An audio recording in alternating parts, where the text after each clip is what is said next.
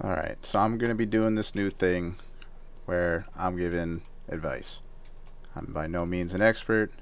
This is just one man's experiences. So, what I'm going through right now, what a lot of young people are probably going through, is finding a job that you're actually going to enjoy, one that's meaningful and not just, working for some crap company forever. You're not making enough money to live how you want to live. And really, to start this off, we really got to go back to what we were all told as kids. Any young adults, anyone maybe even as old as 30. We were told follow a path and we'd get the good life. Work hard, stay in school, go to college, pick a degree, pick a field, and it's just not like that out there anymore. And that's really the first thing. A lot of the older generation, the boomers, told you, to just be loyal, work hard, and that's just not valued in a company anymore. These companies, I've seen people that have put over 20 years in and they get let go over nothing. One little mistake, one little error, they don't care. You're gone. So company loyalty just doesn't exist anymore. The greed is higher than ever. They're out for only the profits and the shareholders, and record profits every year. And if that means cutting your job, if that means not giving you that promotion, then so be it. There is no such thing to an extent anymore as job stability. You really got to look out for yourself. Don't mind me dying in this game over and over. I suck, but you really just gotta. It's more. It's not like how it was. It's not like how our parents. I worked somewhere 30 years and retired. No, you don't really. Those jobs exist, but they're unicorn jobs, and for the average person, you're not going to get that. And you really have to approach work a lot differently now. The other aspect is, you used to be able to work a job 40, maybe 50 hours, but you work a job and you can afford a house and a car and a family and a life and, not be on the verge of losing it all because of one bad month or one missed paycheck. And I think that's where a lot of people see themselves and end up. And, you know, it's an unfortunate reality of our generation, and a lot of things are not working in our favor with AI, and honestly, the boomer generation not retiring, hanging on to their jobs for so long that we're coming into jobs that just aren't available for us. You're competing with a 50-year-old, 60-year-old for an entry level job because they're some of them are hurting just as much as we are. So really, there's just a different approach needed, and part of that is look into different things. If you're someone like me who's just working a retail job that you're miserable at, um, you know, look into other jobs that maybe you don't even know exist. So, to tell you a short story, um, my dad told me about this job, uh, and it really just kind of checked all my boxes. I was in a part of the country that I would like to move to. Um, it was about 15 grand more than I was currently making. It was not a retail job. It was going to be a lot of travel, which to some people maybe sounds lame, but I've always wanted to travel and never really got too much. So to me, that sounds cool. That sounds like something I'd enjoy doing. Um, so it was an exciting opportunity, and I studied up on this company. I learned everything there was to learn. I interviewed. I interviewed well, I thought. I got a second interview, and I thought I did well on that too. and they wanted a third interview, and I'm thinking, all right, gonna nail this, gonna get this dream job, move across the country to where I want to be, closer to some of my friends, and finally be happy, work somewhere where I feel respected, company I feel I can maybe move up in. And I was kind of blindsided by this third interview. I could tell it didn't go well, but I really didn't feel like it was my fault. There were two interviewers. One of them was my dad's friend, and the other was this lady who I guess was his boss. And I just felt like she didn't ask good questions that really got to know me as a candidate. And after that, they just gave me a lame excuse, and the job slipped away. I didn't get it. And for a while, I'm sitting here thinking, for the last 2 months, really, the process of interviewing is slow. And for the last 2 months, I was just living and breathing this job already. It's like I already had it. I was learning everything there was to learn. I really wanted it. I was envisioning my life there, and, what it would be like. And then I just didn't get it. And to me, I was like, how cruel of a fate. Why me? What did I do wrong? But sometimes God will do that, and he'll show you an opportunity like that, but maybe I wasn't ready. Maybe it wouldn't have been a good fit, and I would have been across the country panicking.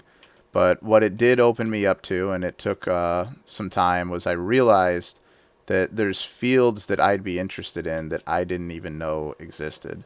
So, for example, like inventory auditing, where you travel around the country and just confirm for companies that their expensive stuff is there and all proper as they need it to be and being stored correctly, etc. Personally, for me, that sounds a lot more interesting. So my number one advice on finding a job is to know what's out there. And there's a lot of jobs. There's a lot of weird jobs. You don't have to get stuck into like, oh, go work for Amazon, go work for a big company that's known, and or go work for some corporation where you're not going to be happy, and I think definitely take a job until you land where you want to be. Maybe you have a business you want to start, and if you pursue that on the side, like don't let a job be the be all end all, but pretty much you want to look for something. If you really need something, look for something that you can see yourself, can I survive this for 6 months? Can I survive this for a year while I build something else, while I get a new skill? What skill can you build on the side? And then be always looking for your next move, because ultimately these jobs, retail, warehousing, you can build a future in them if that's what you want, but it's not a fun one in my opinion. And, again, they'll let you go when it's convenient for them, and they won't feel bad about it. So, that leads me to the next thing, which is, the work culture. People like to throw around we're a family here. No, we're not, no, we're not. We're not a family here. This is a workplace. And, I think you have to be really careful. A lot of workplaces, you're not going to meet people that are necessarily good. I've met a wide range of people. I've met one of my best friends in the world through working in retail environments. But I've also worked with more than my share of people who are just out to get you. Anything you tell certain people basically can and will be used against you. I wouldn't share any information you don't need to. People don't need to know your hobbies, what you do on outside of work. They don't need to know about your girlfriend, your boyfriend, your plans, your vacation plans. Don't tell them what your career path is. Oh, I want to move up here. I want to look for something else. I don't plan to be here long. anything you say will be used against you. These people are ruthless, and they're, you know, you'd be surprised, what people will use against you. People will act nice to you, just to kind of gain your trust, and then use what you tell them against you. They'll go run and tell the boss. They'll go, manipulate you in ways, but based on what they know. Um, and you can also fall into other traps of, there's always that one coworker that doesn't have a car, and you might feel bad for them, and feel like, oh, let me help them out. It's on the way, but you do it once, and it's expected forever. So like the best way to be at a lot of these jobs, especially if it's just going to be something temporary for you, is to just keep your head down. Be friendly and professional, but don't share a lot of information. You can't give anyone a ride. You have somewhere to be. Where? You don't have to tell them. You're busy. You have somewhere to be. Can't help. Sorry.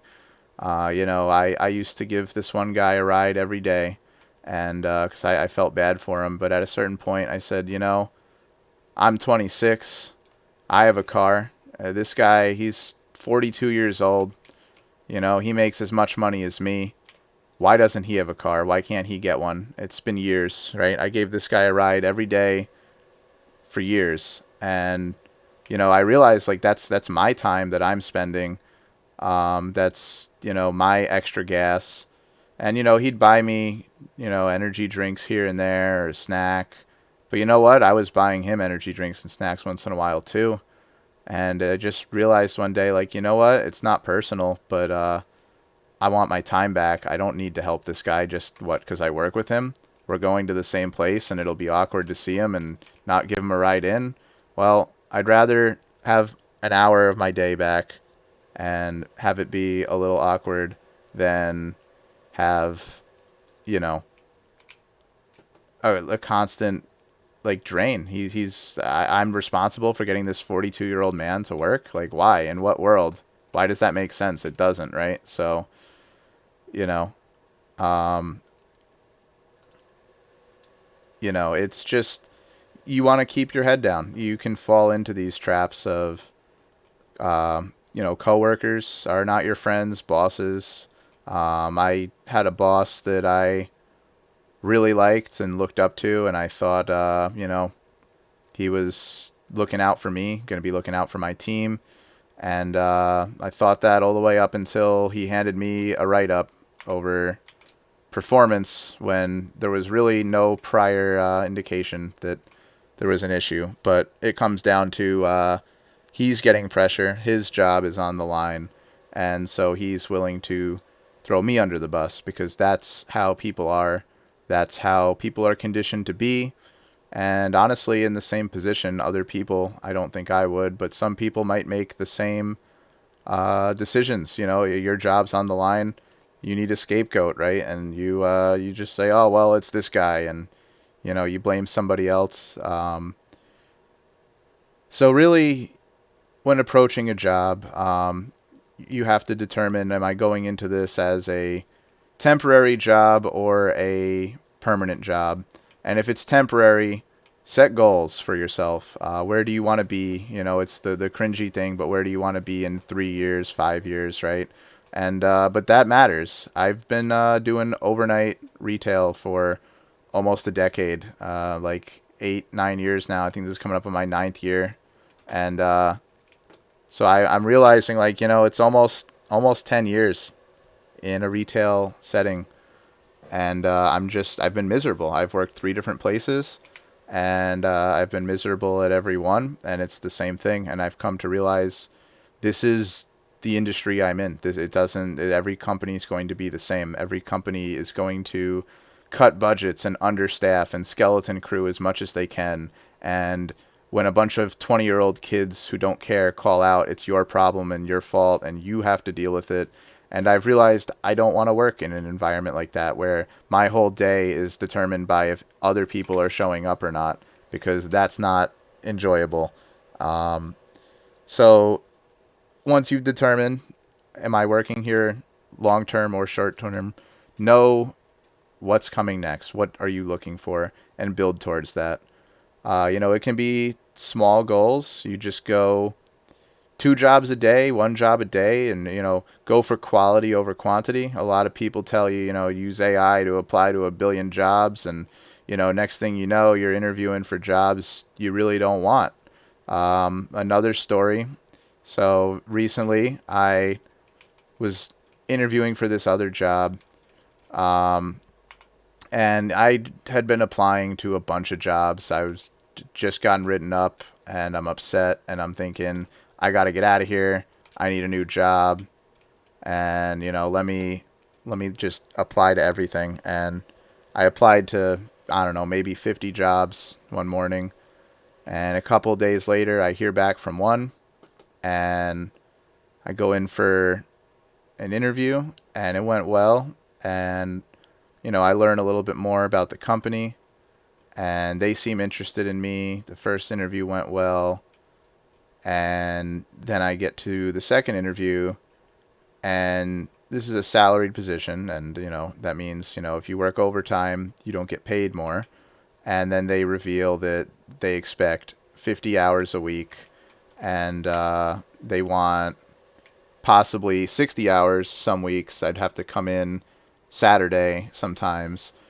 So I'm looking at giving up 6 days of the week, and the pay just wasn't there for me. And I think the interviewer could kind of sense that I was kind of unhappy, maybe, because, again, I didn't get the offer after that second interview. I got told later on in an email that they went with someone else. And, in a way, at first, I was upset again. I'm like, another interview where, I don't get hired. That means I'm still stuck where I'm at. But again, you have to look at what can you take away from these? What did you learn to be better for next time? And again, I learned another thing about myself, which is I'm not willing to do 10 hours of overtime for free for not enough money to begin with. Not enough money to get an apartment and be comfortable on my own and have money extra at the end of the month for, I don't know, basic things, a pizza maybe, or, oh, I feel like buying this thing for $20. These are not unreasonable wants.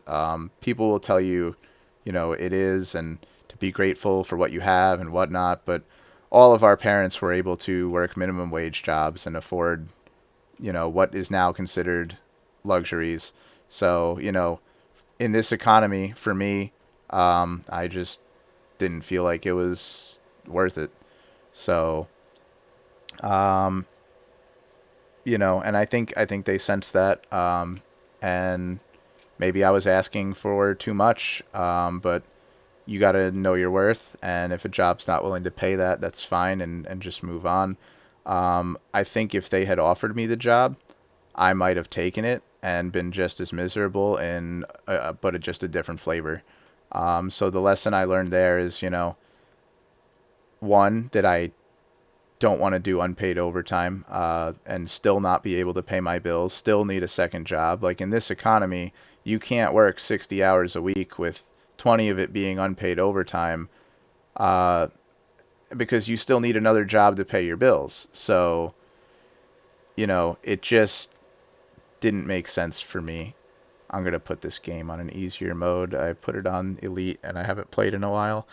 But, yeah, I mean, so now I'm looking, and I know what I want, and I know the pay range I'm looking for. So eventually, I'm going to find something. But for everybody out there that is looking to change something up, the key is to start. If you don't take even a small step over and over, you'll get somewhere. But if you don't take any steps, then you're not going to get anywhere. So, things are doable, and things do happen sometimes overnight. People say, oh, it doesn't happen overnight. But, eventually it does, right? You go on long enough doing little things, and then all of a sudden one day those things just add up. One day you just get an opportunity.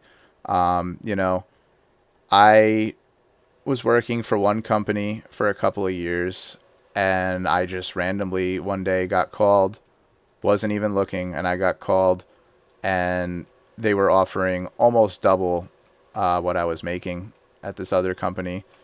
And I ended up going there, and I didn't enjoy it actually. It was just a pretty toxic environment, which is probably why they were poaching and recruiting so hard for it. But you know, I I worked there for about 2 years. I made one of the best friends I've ever made there, and it taught me a lot, and it got me that experience on my resume that got me where I'm at now. Which, am I any happier? Probably, I'd say no. But I do have experience now to where maybe I can transfer that to something where I would be. So pretty much, the world we were promised growing up, it stems back to that. They told you can be anything you want, and if you work hard enough, and to some extent that's true, but it's not true for everybody. Not everybody gets the fairy tale happily ever after like we thought as kids, and that's something that you come to realize as an adult, and it's depressing. But you know, and maybe the other thing is, for some people know what they want to be, and if you're somebody like me where you don't really know what you want to be or what you want to do, it can be a little harder because people say, well, what do you like, what do you feel like doing, what speaks to you, and if nothing really does, like people ask me what my ideal job is, and it's playing video games, it's sitting at home. And yeah, you can certainly make careers doing that, but I'm certainly not there yet, and I don't really think I will be. Um, but for some people, maybe you're a kid. Everyone's. I wanted to be a baseball player, right?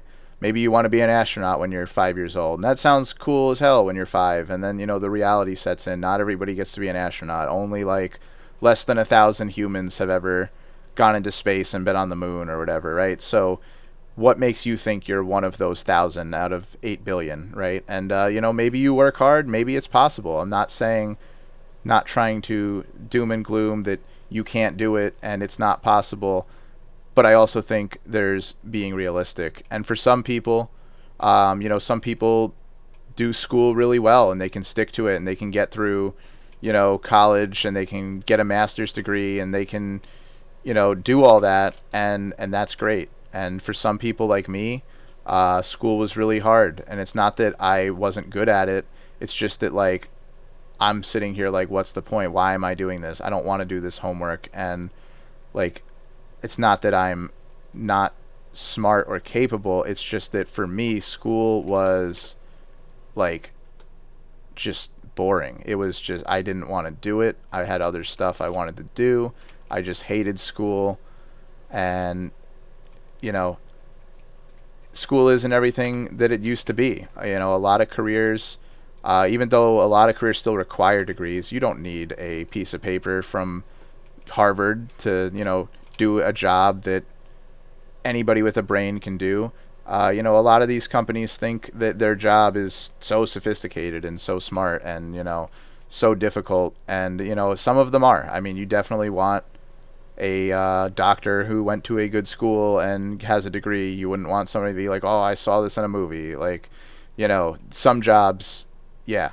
But other jobs, you really don't need it. And it's just part of society where they kind of make you get it.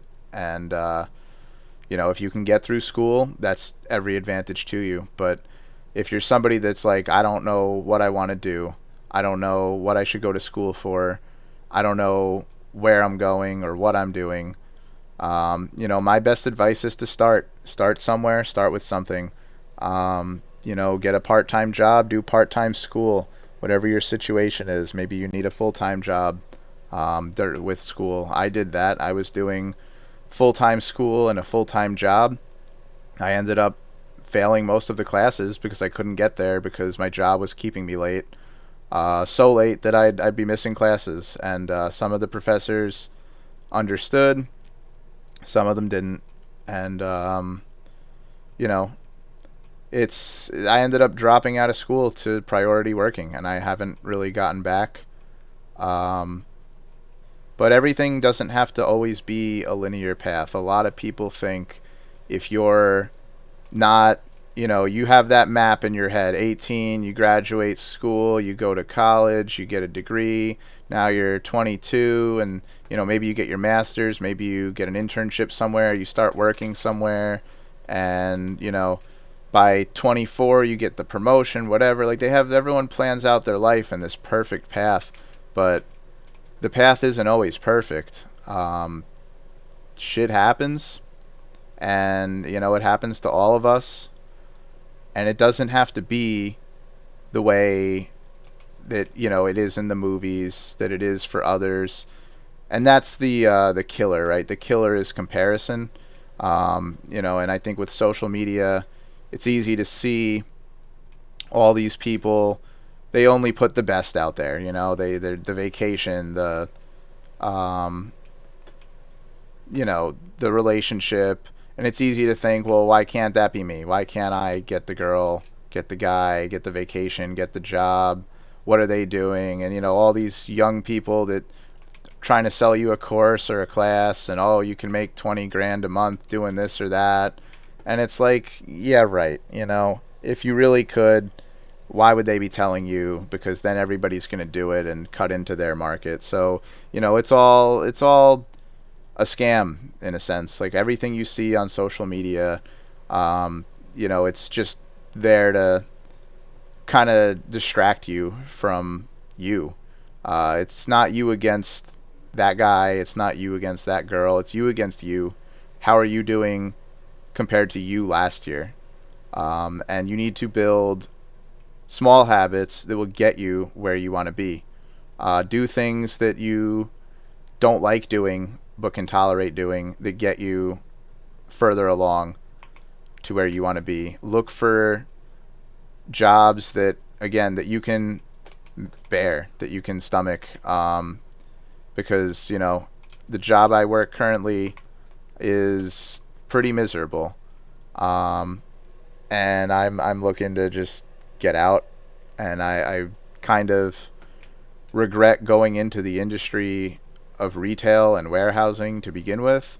But when I was looking, that's what was hiring, and it's easy to fall into that trap of, uh, you know, they're hiring, I'll take it, and you just, oh, it's temporary, and then look at me 10 years later, and then I'm looking around, and there's people that are 40, that are 50, that have been doing this is all they've made in their life. This is as far as they've gotten, and not to say that there's anything wrong with that, but it's just not what I want for me, and I'm looking at it like I don't want to end up here another 10 years. And honestly, these past, I guess it's really been 8, almost 9, these years that I've been working have gone by quick. You say tomorrow, tomorrow, tomorrow, turns into next month, turns into 6 months, and before you know it, you've been somewhere for 5 years and you're no further along in your goals.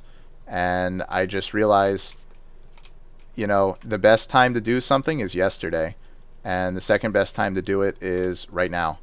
And you got to know when it's time to get out, and you got to know that, again, these companies are not your grandfather's or your father's companies where you got to work 30 years and got a pension and good benefits and retire.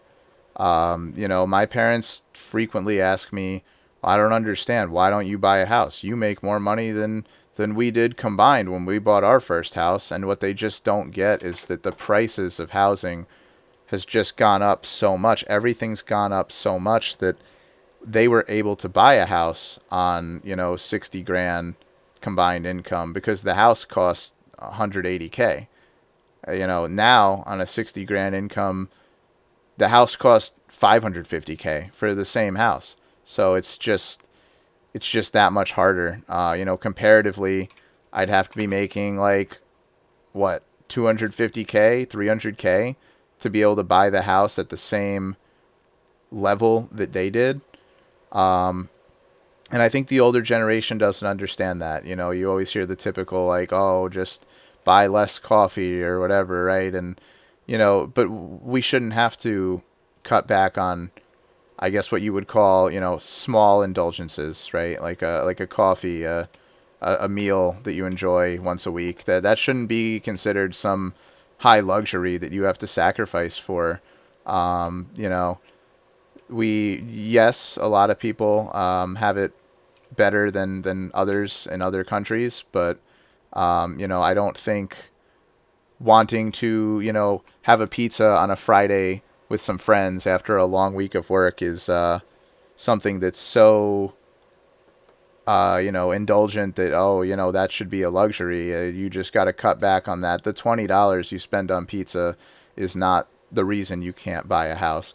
And that's another issue for another video.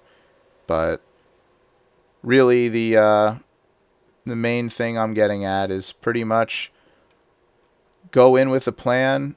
Watch your back in these companies. Most of these people are not your friends. Your boss is not your friend, especially.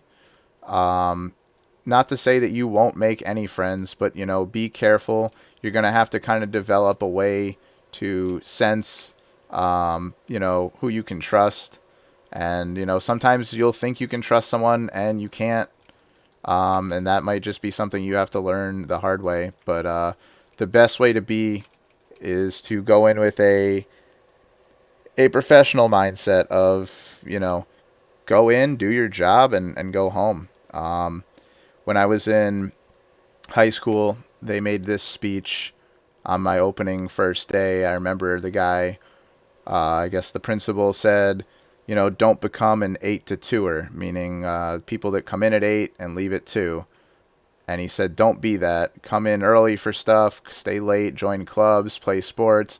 And I thought to myself, that's exactly what I want to become, is an 8 to 2er. I want to get in, do what I have to do, and get out. I didn't care for these people. I didn't like people. I've always been rather antisocial, and I didn't get along with people.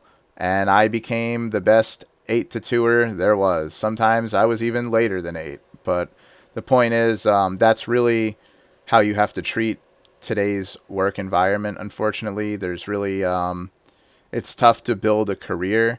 If you look at LinkedIn, which is honestly a horrible website if you ask me, but if you look at people's profiles, I mean, they have 4, 5, 6, 10 companies that they've worked at in the last 15 years, 10 years. Everybody's job hopping.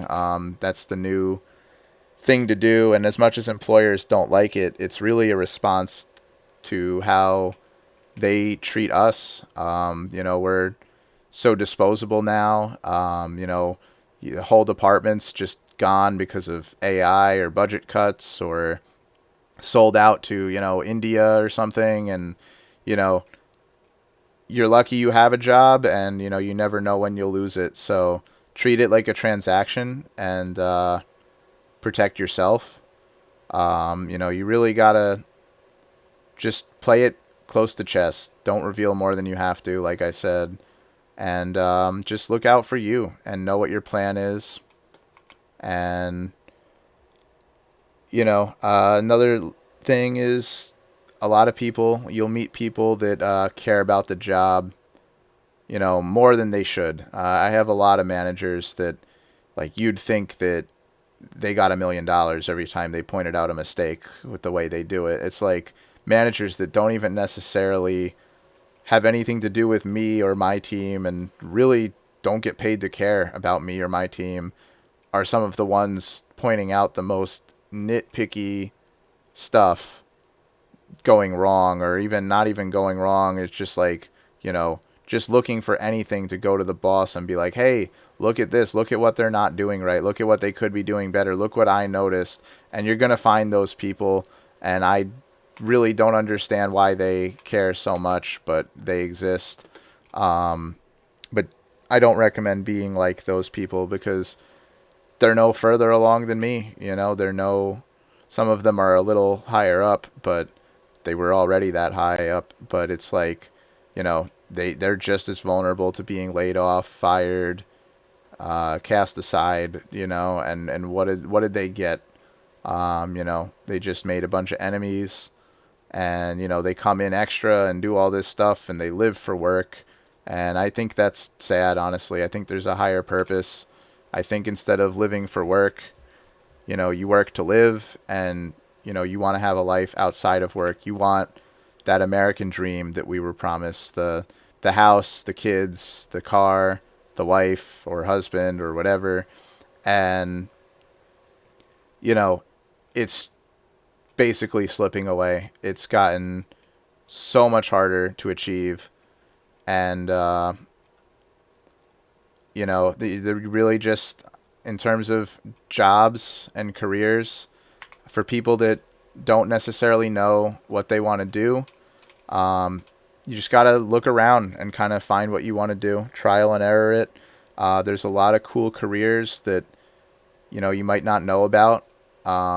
Like I said, if you're looking to travel, you can do that, but I'd recommend, especially if you're younger, build towards what you think you'd want to do now. And if you're already a bit older like me, again, the best time to start was yesterday. If you didn't start yesterday, you can't go back in time, but start today. Don't say, oh, well, I'll start tomorrow. Start today. What can you do today? Make an account on Indeed or LinkedIn, or do two applications. Do something small and manageable for you. And, that's really all I've got.